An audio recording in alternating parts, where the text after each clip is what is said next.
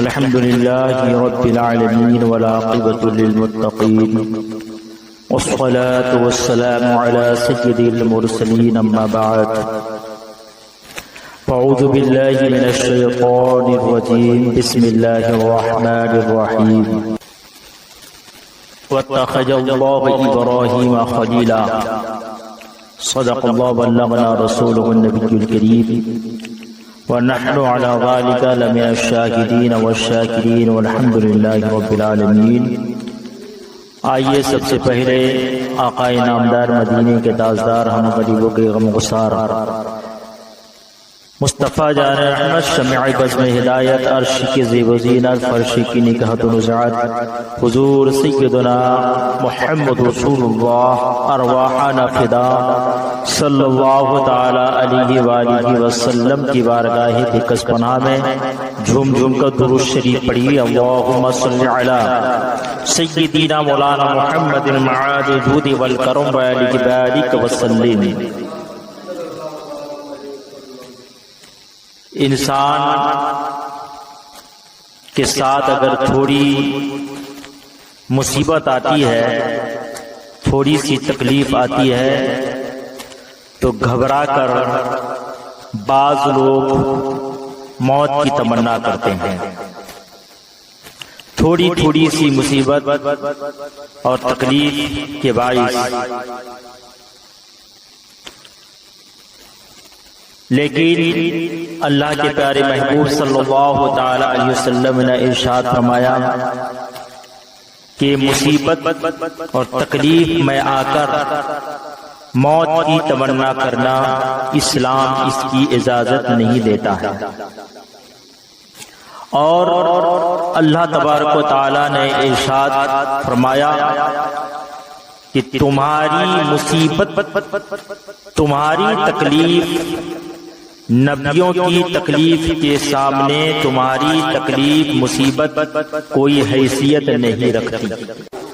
مقرب بندہ ہوتا ہے جو جتنا زیادہ قریب اللہ سے ہوتا ہے تو اللہ تبارک و تعالی اس سے اتنا ہی زیادہ آزمائش لیتا ہے اور انہیں طرح طرح کے امتحان میں اور آزمائش میں مبتلا کرتا ہے۔ وَاتَّخَذَ اللَّهُ إِبْرَاهِيمَ خَلِيلًا،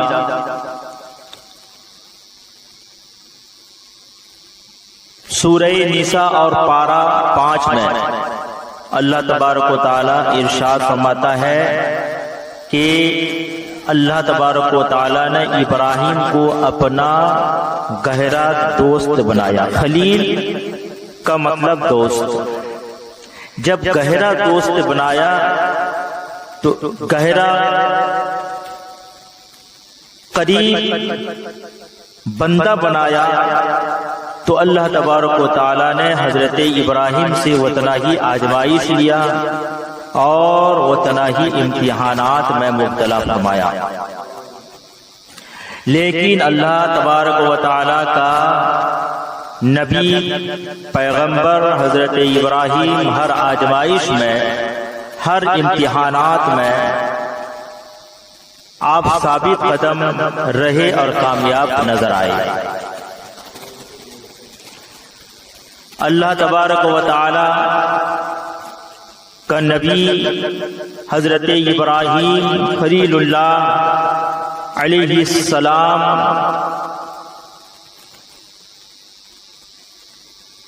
جب پیدا ہوئے اس وقت ہر طرف کفر، شرک اور گمراہیت، تاریکی، ظلم کا دور دورہ تھا۔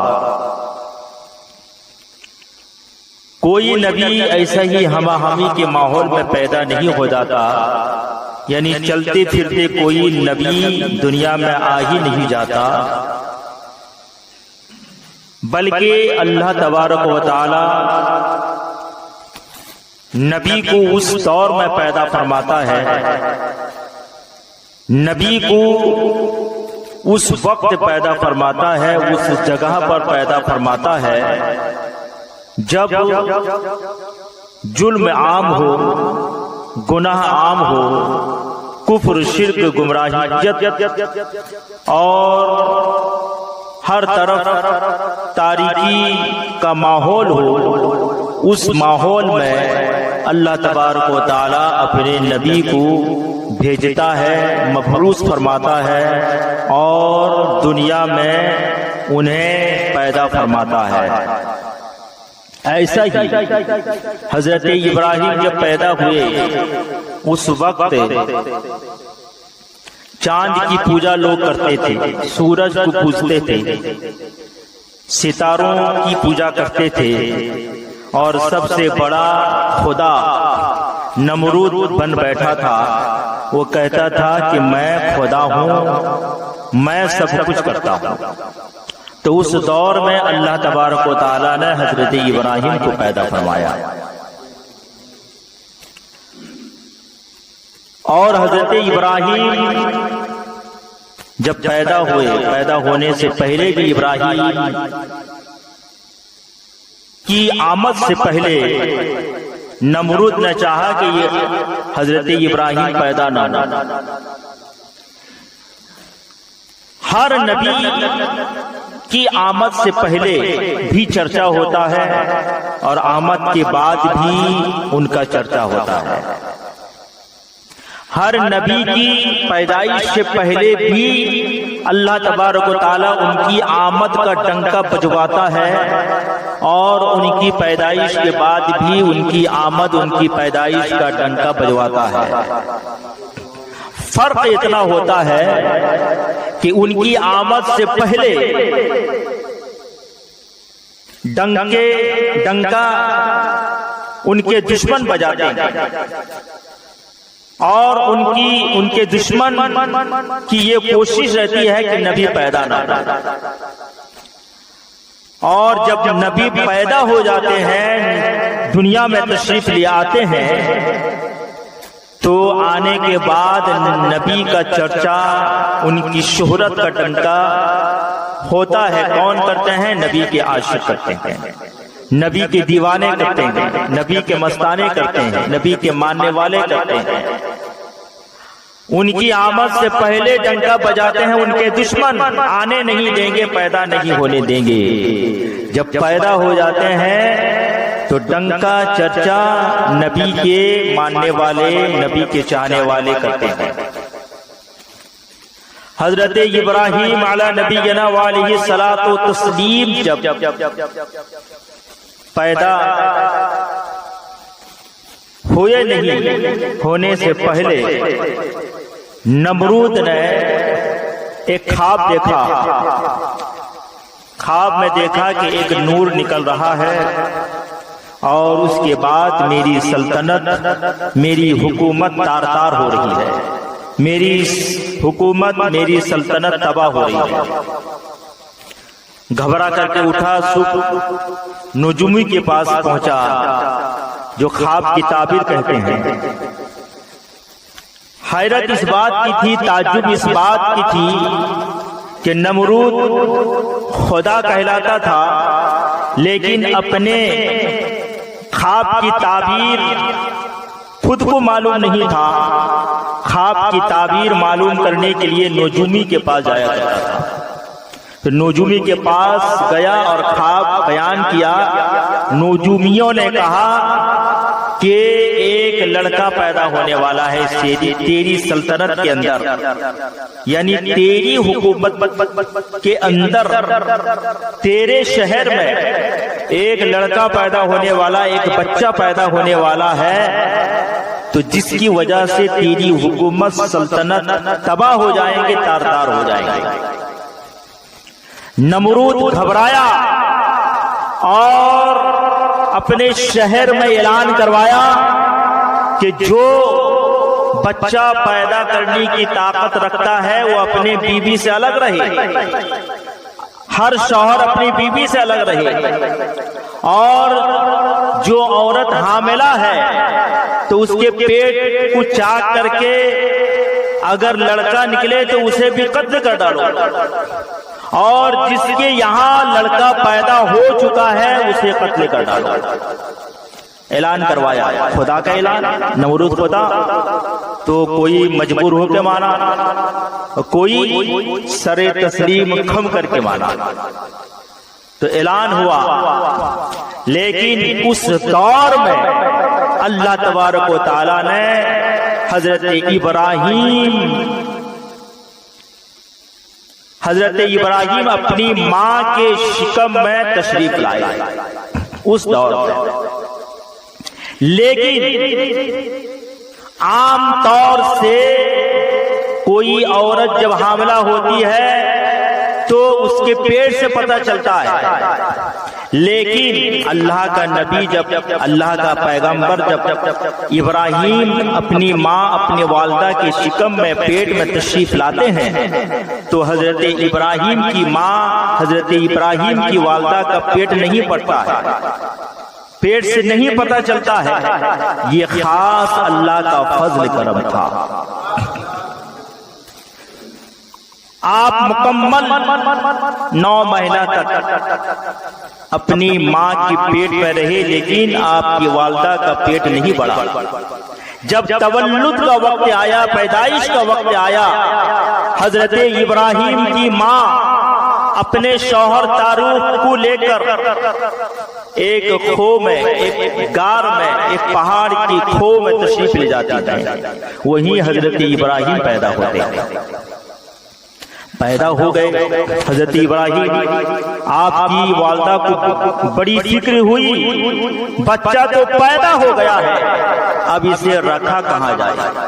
اگر میں شہر میں لے کے جاتی ہوں، گاؤں میں لے کے جاتی ہوں تو نمرود کا اعلان ہے جس کے یہاں لڑکا پیدا ہو اسے قتل کر ڈالو۔ میرے بچہ، میرے لڑکا، میرے بچہ کو نمرود قتل کر ڈالے گا تو میرے بچے کو کہاں رکھا جائے؟ آخر میں یہ فیصلہ حضرت ابراہیم کی ماں، حضرت ابراہیم کے باپ کرتے ہیں کہ اسی غار کے اندر، اسی کھو کے اندر بچہ کو اکیلا چھوڑ کر کے ہم چلے جاتے ہیں۔ ابراہیم کی والدہ اسی غار میں چھوڑ کر، اسی غار میں اکیلے حضرت ابراہیم کو چھوڑ کر اپنے شوہر کے ساتھ غار سے نکل جاتی ہیں اور آنسو پوچھتے ہوئے چلتی ہیں، اور جاتے وقت میں یہ دعا کرتی ہیں، اے اللہ، اے میرا رب، اے میرا پروردگار، میرا بچہ، میرا لڑکا ابراہیم کو میں ابراہیم کو اکیلا چھوڑ کے جا رہی ہوں، تنہا میرا بچہ ہے، اور یہ کھو کے چاروں طرف گہرا جنگل ہے، اور اس جنگل میں ایسے جانور بھی ہیں جو انسان کی خوشبو پا کر انسان کو کھا جاتے ہیں۔ میں اپنے بچہ، میں اپنا لڑکا ابراہیم کو اکیلا چھوڑ کے جا رہی ہوں، اللہ میرے بچے، میرے بچے، میرے ابراہیم کی حفاظت فرمانا۔ حضرت ابراہیم کی حفاظت فرمانا۔ حضرت ابراہیم کی ماں اپنے بچے کو اکیلا چھوڑ کر آنسو پوچھتے ہوئے، روتے ہوئے چلی جاتی ہے۔ پہنچنے کے بعد ہمیشہ بچے کی فکر رہتی ہے کہ کہیں میرے بچے کو جنگلی جانور کھا نہ جائے، کیونکہ وہ گہرا جنگل، اور اس جنگل میں ایسے جانور ہیں جو انسان کی بو پاتے ہی انسان کو کھا جاتے ہیں، کہیں میرے بچے کو کھا نہ جائیں۔ کچھ دن کے بعد واپس آتی ہیں بچے کو دیکھنے کے لیے، دیکھتی کیا ہے، جس کھو میں، جس غار کے اندر حضرت ابراہیم تشریف فرما تھے، اس غار کے چاروں طرف ایک شیر گھوم رہا ہے۔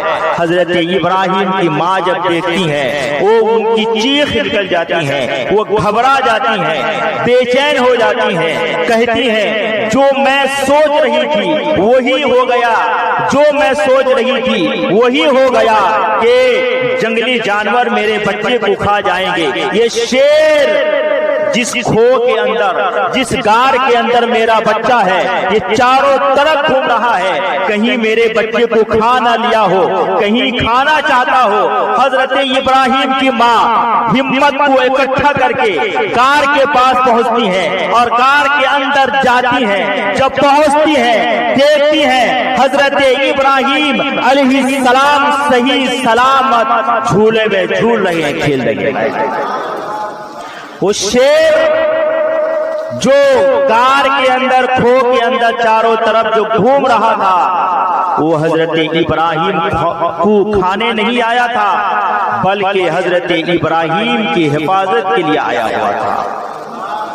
اور پھر جب حضرت ابراہیم کو دیکھتی ہیں، حضرت ابراہیم اپنے انگوٹھے کو چوس رہے ہیں، اپنی انگلی کو چوس رہے ہیں۔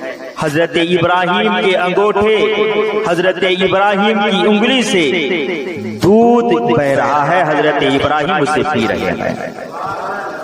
اللہ تبارک و تعالیٰ نے اپنا نبی ابراہیم کی حفاظت اور حضرت ابراہیم کے لیے کھانے کا انتظام، دودھ کا انتظام فرما دیا۔ خود حضرت ابراہیم کے انگوٹھے سے، حضرت ابراہیم کی انگلی سے اللہ تبارک و تعالیٰ نے دودھ کا چشمہ پیدا فرما دیا۔ خود حضرت ابراہیم کے انگوٹھے سے، حضرت ابراہیم کی انگلی سے اللہ تبارک و تعالیٰ نے دودھ کا چشمہ پیدا فرما دیا۔ انگوٹھے سے دودھ نکل رہا ہے، حضرت ابراہیم پی رہے ہیں۔ حضرت ابراہیم علیہ نبینا علیہ الصلوۃ والتسلیم اس غار میں رہے، 1 سال 2 سال 3 سال 4 سال 5 سال نہیں بلکہ 12 سال تک رہے۔ بیچ میں آپ کی والدہ صرف اپنے بچے کو دیکھنے کے لیے آتی رہی، اپنے لڑکے کو دیکھنے کے لیے آتی رہی۔ ایک دن حضرت ابراہیم جب آپ کی عمر 12-13 سال ہو گئی تو ایک دن اپنے والدہ سے کہتے ہیں کہ میں اپنا گاؤں دیکھنا چاہتا ہوں، اپنا شہر دیکھنا چاہتا ہوں، آپ مجھے شہر کیوں نہیں لے کے جاتی ہیں؟ آپ مجھے گاؤں کیوں نہیں لے کے جاتی ہیں؟ میں اپنے شہر، اپنے گاؤں کو جانا چاہتا ہوں اور اپنے شہر کو دیکھنا چاہتا ہوں۔ حضرت ابراہیم کی ماں حضرت ابراہیم کو لے کے چلتی ہیں، اپنے گاؤں، اپنے شہر لے کے چلتی ہیں۔ جو ہی حضرت ابراہیم پہنچتے ہیں، سارے لوگ حضرت ابراہیم کے پاس آ کر پہنچ جاتے ہیں۔ کیوں پہنچتے ہیں؟ حضرت ابراہیم اتنے خوبصورت تھے اور حضرت ابراہیم کا حسن اتنا خوبصورت تھا، آپ اتنے حسین و جمیل تھے اور آپ کی عمر 12-13 سال کی عمر تھی، لیکن دیکھنے میں آپ جوان نظر آ رہے ہیں۔ سارے لوگ آ کے دیکھ رہے ہیں، ایک نوجوان، خوبصورت نوجوان آیا۔ حضرت ابراہیم جب سارے لوگوں کو دیکھا، یہاں تک کہ آپ کا چچا آزر بھی آ گیا، یہ کفر پرست اور یہ بت پرست تھا، تو اپنے چچا اور گاؤں والے سے ایک سوال کرتے ہیں، بڑے حکمت سے کام لیتے ہیں اور یہ کہتے ہیں کہ لوگوں بتاؤ میرا رب کہاں ہے، میرا خدا کہاں ہے؟ میں اپنے رب کو دیکھنا چاہتا ہوں، میں اپنے خدا کو دیکھنا چاہتا ہوں، میرا خدا کہاں ملے گا، میرا رب کہاں ملے گا؟ حضرت ابراہیم ڈائریکٹ نہیں کہتے ہیں کہ تم جس کی پوجا کرتے ہو یہ رب نہیں ہو سکتا، چاند تمہارا خدا نہیں ہو سکتا، سورج تمہارا خدا نہیں ہو سکتا، یہ ستارے تمہارے خدا نہیں ہو سکتے، اور تم جس کی پوجا کرتے ہو یہ تمہیں کوئی نفع نقصان نہیں پہنچا سکتے، اور نمرود تمہارا خدا نہیں ہو سکتا۔ حضرت ابراہیم ڈائریکٹ یہ نہیں بات کہتے ہیں، اگر یہ جملہ کہتے تو لوگ سمجھ جاتے کہ یہی بچہ ہے جس بچے کے بارے میں نمرود نے اعلان کیا تھا کہ وہ لڑکا اگر وہ بچہ پیدا ہوگا تو میری بادشاہت میری سلطنت تباہ و تار ہو جائیں گے، کہیں یہ بچہ نہ ہو تو نمرود تک خبر پہنچ جائے گی اور نمرود جان ہی لے گا۔ حضرت ابراہیم حکمت سے کام لیتے ہیں، عقل مندی سے کام لیتے ہیں اور لوگوں سے کہتے ہیں لوگوں بتاؤ میرا خدا کہاں ہے، میرا رب کہاں ہے، میں رب کو دیکھنا چاہتا ہوں۔ حالانکہ نبی وہ ہوتا ہے جو دنیا میں آنے سے پہلے اللہ تبارک و تعالیٰ اسے سب علم عطا فرما دیتا ہے۔ نبی وہ ہوتا ہے جس کو اللہ تبارک و تعالیٰ دنیا میں بھیجنے سے پہلے سارا علم عطا فرما دیتا ہے۔ حضرت ابراہیم جانتے تھے کہ یہ جس کی پوجا کرتے ہیں وہ خدا نہیں۔ حضرت ابراہیم نے گاؤں والے سے کہا کہ میں خدا کو دیکھنا چاہتا ہوں۔ اس وقت شام ڈھل رہی تھی، رات شروع ہو رہی تھی، لوگوں نے چاند کی طرف اشارہ کیا، ستاروں کی طرف اشارہ کیا اور حضرت ابراہیم سے کہا دیکھو تمہارا رب یہی ہے، تمہارا خدا یہی ہے۔ حضرت ابراہیم ساری رات اس ستارے کو دیکھتے رہے، سورج کو چاند کو دیکھتے رہے اور جو ہی رات ختم ہوئی صبح آئی وہ ستارے ڈوبنے لگے اور چاند ڈوبنے لگے۔ جب ڈوب گئے ستارے ڈوب گئے، حضرت ابراہیم نے لوگوں سے کہا، اپنے چچا سے کہا میرا خدا کہاں؟ جو ڈوب گیا غائب ہو گیا، جو غائب ہو جاتا ہے جو ڈوب جاتا ہے کیا وہ خدا ہو سکتا ہے؟ لوگوں نے پھر اشارہ کیا دیکھو یہ تمہارا خدا ہے، سورج تمہارا خدا ہے۔ سورج جب نکلنے لگا لوگوں نے کہا دیکھو یہی تمہارا خدا ہے۔ حضرت ابراہیم سارا دن اس سورج کو دیکھتے رہے اور جب شام ہوئی سورج بھی ڈوبنے لگا، غائب ہو گیا۔ حضرت ابراہیم نے لوگوں سے کہا، اپنے چچا سے کہا کیا یہی میرا رب ہو سکتا ہے؟ کیا میرا خدا یہی ہو سکتا ہے جو ڈوب جائے؟ کیا ڈوبنے والا خدا ہو سکتا ہے؟ سارے کفر، سارے نمرودی ماننے والے نمرود کو خاموش رہے، لاجواب رہے۔ حضرت ابراہیم نے جواب دیا میرا خدا وہ نہیں ہو سکتا جو ڈوب جائے، خدا تو وہ ہو سکتا ہے جو ڈوبنے کو تیرا دے، خدا وہی ہو سکتا ہے۔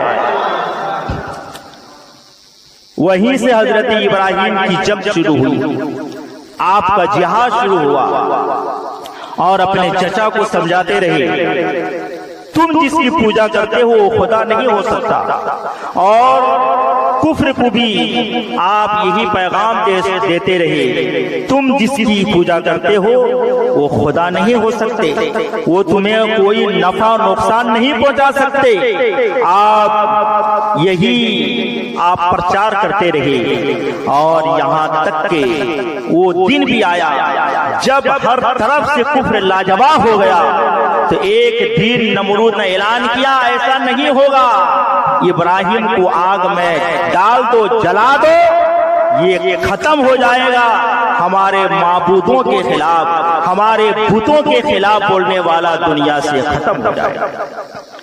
ایسا ہی کیا گیا، 2 ماہ تک لکڑیاں جمع کی گئیں اور وہ لکڑیاں جلائی گئیں اور وہ آگ تو آسمان سے باتیں کر رہی تھی۔ حضرت ابراہیم کو منجنیق میں بیٹھا کر کے اور منجنیق کے ذریعے حضرت ابراہیم کو آگ میں ڈالا گیا۔ جب آگ میں حضرت ابراہیم گئے تو آگ حضرت ابراہیم کے لیے ٹھنڈی ہو گئی، سلامت والی ہو گئی، اور وہ آگ پھول بن گئی، گلزار بن گئی، اور حضرت ابراہیم اسی آگ میں کئی دن تک رہے، اللہ کی تسبیح کرتے رہے، اللہ کا ذکر کرتے رہے۔ اور پھر حکم ہوا حضرت ابراہیم کو آگ سے آپ نکلے اور حکم خداوندی ہوا کہ آپ اپنے شہر کو، بابل شہر کو چھوڑ دیں۔ حضرت ابراہیم شہر کو چھوڑا اور سیدھے فلسطین تشریف لائے۔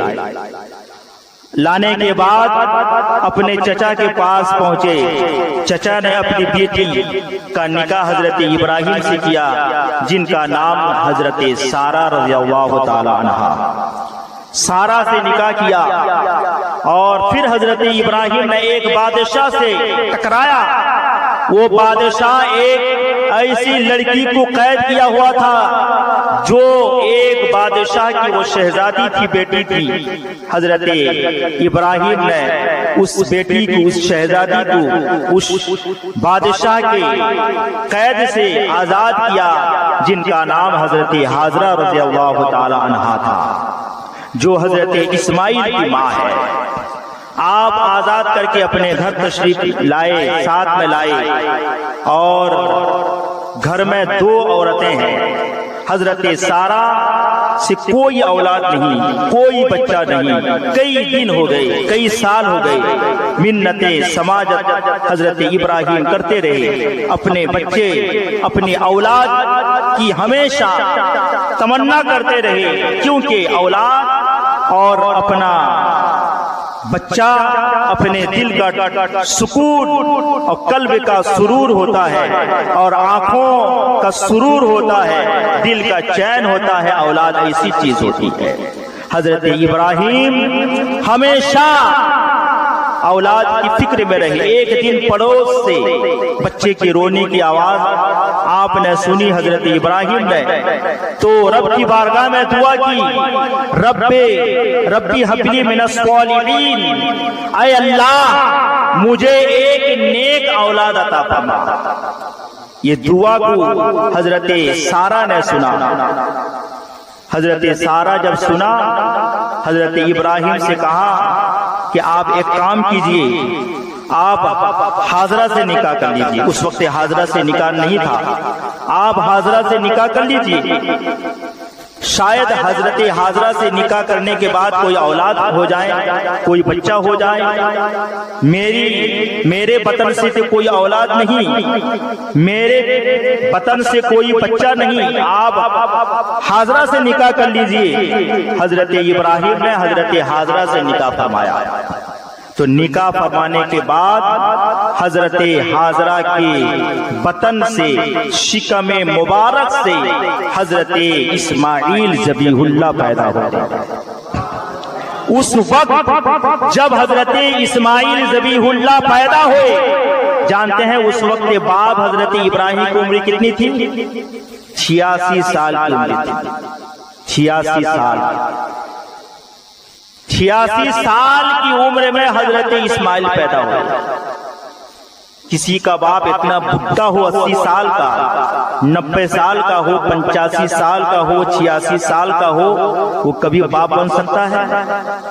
ہو سکتا ہے کبھی باپ بن سکتا ہے؟ کبھی 60-70 سال کا کوئی باپ نہیں بن سکتا۔ لیکن اللہ تبارک و تعالیٰ نے حضرت ابراہیم پر خاص فضل فرمایا، خاص کرم فرمایا کہ اس 86 سال کی عمر میں اللہ تبارک و تعالیٰ نے حضرت ابراہیم کو حضرت اسماعیل عطا فرمایا۔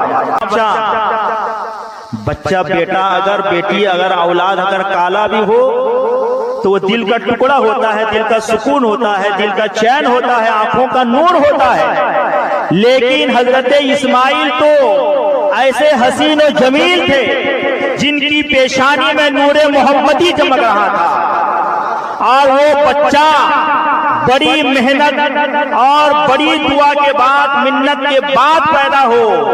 حضرت ابراہیم بڑی محبت کرتے اپنے بیٹے سے، حضرت حاجرہ بھی بڑی محبت کرتی۔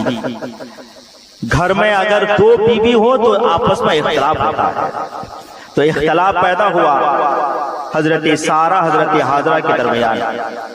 کیوں؟ جس کے یہاں بیٹا حضرت ابراہیم کا زیادہ جانا انہی کے پاس ہوا، حضرت حاجرہ کے پاس، تو حضرت سارا کو بھی کچھ لگا۔ تو جب دیکھا کہ دونوں کے درمیان کچھ اختلاف پیدا ہو چکے ہیں، حکم خداوندی ہوا حضرت ابراہیم کو، ابراہیم اپنے بیٹا، اپنے ننھا بچہ اسماعیل کو لے کر، اپنی بیوی حضرت حاجرہ کو لے کر آپ اپنے گھر سے نکل جائیں، آپ نکل کر کے انہیں الگ کہیں رکھیں۔ تو حضرت ابراہیم نے اپنے بیٹے اسماعیل کو لیا، اپنی بیوی حاجرہ کو لیا اور گھر سے چل دیے۔ دور جانے کے بعد ایک چٹیل میدان، چاروں طرف پتھر، چاروں طرف پہاڑ، درخت کا نام و نشان نہیں، نہ پھل کا نام و نشان۔ اور وہیں جا کر کے حضرت ابراہیم نے اپنی بیوی حضرت حاجرہ سے کہا تم کو یہی ٹھہرنا ہے، اپنے بچے کو لے کر اور اسماعیل کو لے کر تمہیں تنہا تنہا یہی رہنا ہے۔ تو جب کہہ کر کے آپ آگے ہی بڑھ رہے تھے، حضرت حاجرہ نے اپنے شوہر حضرت ابراہیم کا ہاتھ پکڑا، کہا کہ آپ کس وجہ سے ہمیں یہاں تنہا چھوڑ کے جا رہے ہیں؟ کون سی غلطی ہو گئی ہے؟ کون سا بھول ہم سے ہو گیا ہے؟ حضرت ابراہیم خاموش رہتے ہیں، پھر دوبارہ آپ سے پوچھتی ہیں تو حضرت ابراہیم علیہ نبینا اپنی بیوی سے کہتے ہیں کہ یہ حکم خدا ہے، میرے اللہ کا حکم ہے۔ جب حضرت ابراہیم نے کہا کہ یہ خدا کا حکم ہے، ہماری تمہاری بیوی کو ہم الٹے سمجھاتے، دلاسا دیتے، لیکن نبی کی بیوی حضرت حاجرہ تھی، نبی کی بیوی حضرت حاجرہ نے الٹے حضرت ابراہیم کو دلاسا دینے لگی۔ کہا اگر میرے خدا کا حکم ہے آپ گھبراہیں نہیں، آپ تکلیف نہ کریں، جب خدا کا حکم ہے تو خدا ہماری حفاظت فرمائے گا، آپ ہمیں تنہا چھوڑ کر کے جائیے۔ حضرت ابراہیم جب گئے، تھوڑا سا کھجور دیا کھانے کے لیے ساتھ میں، اور ایک مشکیزہ پانی دے کر کے گئے۔ یہ واقعہ بہت لمبا ہے، تو وہ جب پانی ختم ہو گیا، کھجور ختم ہو گئی، تو پھر کتنا دن تک کھجور جاتی، پانی جاتا، تو پانی جب ختم ہوا تو تلاش میں نکلی، تو حضرت حاجرہ تلاش میں نکلی، اور جب حضرت ابراہیم جب اپنے اولاد کو چھوڑ کر کے واپس نکلے وہاں سے، آپ نے دعا کی تھی، وہ دعا سورہ ابراہیم پارہ 13 میں اللہ ارشاد فرماتا ہے، جس کا ترجمہ ہے اے میرے رب، میں نے ایک وادی میں، ایک جگہ پر میں نے اولاد کو بسائی ہے، جہاں تیری کھیتی نہیں ہوتی، سبزیاں نہیں ہوتی، تیرے حرمت والے گھر کے پاس۔